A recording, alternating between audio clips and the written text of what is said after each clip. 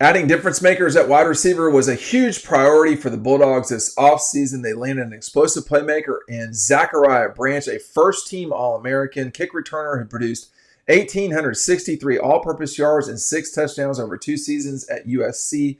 Georgia offensive coordinator Mike Bobo is going to have a lot of fun finding different ways to get Zachariah Branch involved. He is considered the number 7 transfer to watch in college football, according to Max Olson, who's over at ESPN. Okay, yeah, I wouldn't know enough to say. I think there's a lot of curiosity about quarterbacks more than anything. Carson Beck's number 4 on this list. The kid going to Oklahoma, quarterback, is number 1. I think there's a lot of discussion of him this season. But Branch is a guy, like looking at all these other teams that the transfers are out. You got one guy going to Ohio State. One guy going to Oregon. The most meaningful transfers, it could be Max Clare going to Ohio State at tight end. It could be, Isaiah World, an offensive tackle, going to Oregon, or it could be Zachariah Branch. And if you are winning national championships or playing for national championships, that's where you're going to get the most bang for your buck. And we've talked about Branch a lot. I mean, this guy can really. It is so obvious when you see him live, the suddenness that he's got and the ability that he brings that Georgia has not had this past season. And it's something that they needed last year and they need this year. If they're not going to get it done, they are not going to get it done if they don't have explosive playmakers. We talk about that in our 2025 preview, which is coming out. Make sure you're getting it. The link is down below. You see the QR code on the screen. We put Gunnar Stockton on the cover, the presumed starter. I'm presuming it for the record. At Georgia, so a full-color, hand-typed season preview 2025. You're not going to get this anywhere else other than the link down below, the QR code, and Red Zone. That's it. And if you're an annual subscriber at Dawg Post, you're going to get it too for free. So keep that in mind for those of you watching this. I don't need the emails. You're getting your magazine. So I'm just kidding. I'm not kidding about getting the magazine. So I think Branch could really. He gives you so many options. The natural, for me, comparison is Ladd McConkey, not because they play the same position or play the same way, but he was a receiver who was extremely explosive and could make things happen. So that's my comparison. This guy is, I think Ladd's a better receiver. This guy's a little more dangerous in the return game and the quasi-return game around. If you can set up a return on offense, that's what you want. You want to get this guy in space, get him the ball, and just see what kind of freaky-deaky things he can do. At G-Day, I think it was Gunnar that threw him the pass. I can't remember if it was Gunnar or Ryan Puglisi. The ball was slightly underthrown, and Branch went up and got it. Am I remembering that correctly? That was him, not Colby Young. Anyway, there's some new receiver at Georgia that's going to make a difference. And it's really is a critical part of where we're at as it relates to going into this season as the Georgia Bulldogs get ready. They've got some playmakers who are different than they were last season. And they need to have consistent, very well played games. It can't be that there's a bunch of drops or there's this, that, and the other. Like, that's not going to work. They need to be consistent. And, Gunnar, the offensive line, the running backs, they're going to have their say in that. I mean, you can't have one without the other. You're not going to have a solid run game without the threat of the pass. I mean, think about it like this. In 2015, literally no one thought, oh, Grayson Lambert can beat us. We have to respect the pass. Nick Chubb can. As soon as Nick Chubb went away, they just became stagnant, completely stagnant on offense. Brian Schottenheimer calling plays. Oh, my God. Brian Schottenheimer. Bro was trash. Bro is trash. God almighty. Poor George Pickens. Poor Dallas. But this is what they wanted. They chose this life.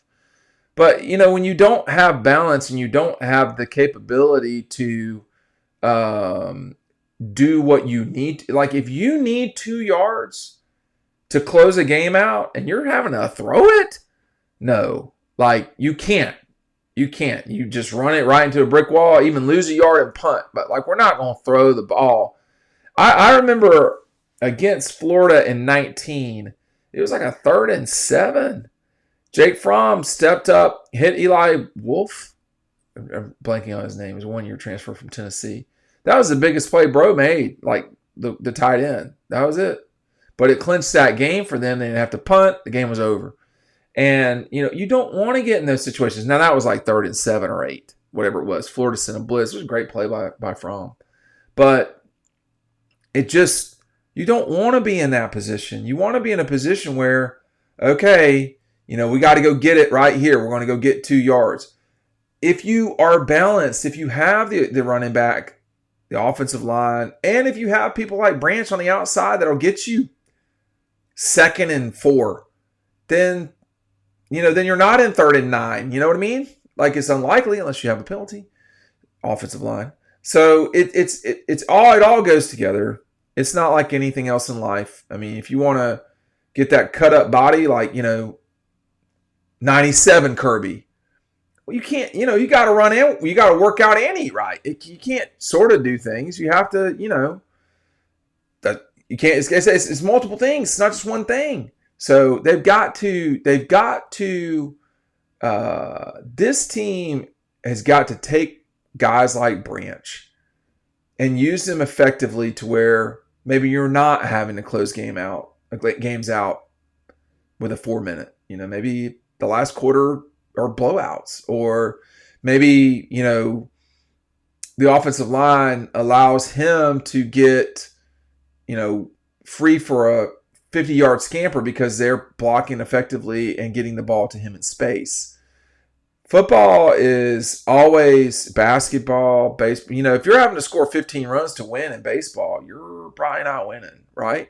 So you got to have both. And I think for Branch, the quote difference maker at receiver, adding difference makers at wide receiver was a huge priority for the Bulldogs this offseason. They did that. I mean, they did add difference makers. I think adding Young, I think adding Branch, I think adding some of, the freshmen, I think adding Thomas. This is going to be a very different looking wide receiver group than a season ago. So that is true. If the offensive line will create a run game, this could be a really good offense for Georgia. But they got to do that part. Now, they didn't do that last year.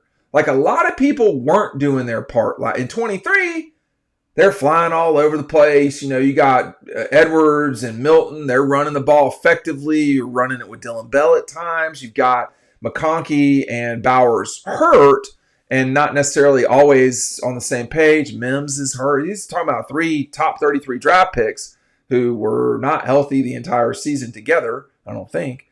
So, that's not ideal. So if guys stay healthy and so forth, they were hitting big plays. Marcus Jack Saint, there were some really good plays last season or 2 seasons, whatever it is. Because they had explosive playmakers, they were effectively running the football. Carson was playing well, but everything was kind of working. It wasn't last year. It was any number of reasons. It was, we're banged up, or we're banged up at running back. The running back situation last year, Georgia was rough. They have gone out and effectively addressed the problems that they've got on the offensive side of the ball with players. Now the coaches have got to take those players and scheme it up to where those players have the ability to make plays. And there might not be a bigger playmaker on offense for Georgia than Branch. He can make plays consistently. And there's something to be said for that. That is something they were missing a season ago. You don't have to have your quarterback running around like crazy if you have playmakers he can distribute the ball to effectively and consistently. That's what Georgia's going to want to get to in 2025. First real test is going to be Tennessee, but the first two games will show you this is sort of what this is like, and we'll see what that's like. Thanks for watching.